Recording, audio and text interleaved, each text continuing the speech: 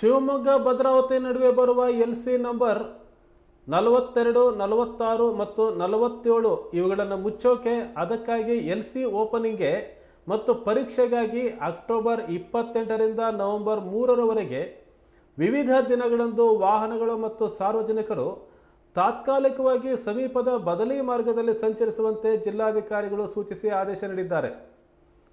LC 43 Yalavatti ರಸ್ತೆ October 28ರಿಂದ October 29ರ ಸಂಜೆ 6ರವರೆಗೆ ಬಂದ್ ಮಾಡಲಾಗುತ್ತೆ.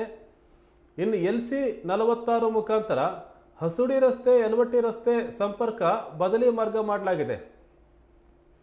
ಇನ್ನು ಎಲ್ಸಿ 46 ಚಿತ್ರದುರ್ಗ ರಸ್ತೆ ಅಕ್ಟೋಬರ್ 30ರ ಬೆಳಗ್ಗೆ 8ರಿಂದ ಅಕ್ಟೋಬರ್ 31ರ ಸಂಜೆ 6ರವರೆಗೆ ಹೊಸದಾಗಿ ನಿರ್ಮಿಸಿದ ಮೇಲ್ಸೇತುವೆ ಚಿತ್ರದುರ್ಗ ಸಂಪರ್ಕ ಬದಲಿ ರಸ್ತೆ ಮಾರ್ಗ ಮಾಡಲಾಗಿದೆ.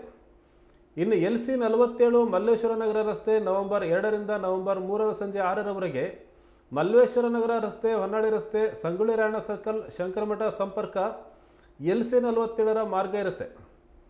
ಹಾಗೂ ಮಲ್ಲೇಶ್ವರ ನಗರ ರಸ್ತೆಯು ಕಚ್ಚಾ ಮಣ್ಣಿನ ರಸ್ತೆಯಾಗಿದ್ದು ದ್ವಿಚಕ್ರ ವಾಹನಗಳು ಸಂಚರಿಸುವುದಕ್ಕೆ ಅವಕಾಶ ಕಲ್ಪಿಸಿ ಭಾರೀ ವಾಹನಗಳ ಸಂಚಾರವನ್ನು ನಿಷೇಧಿಸಿದೆ.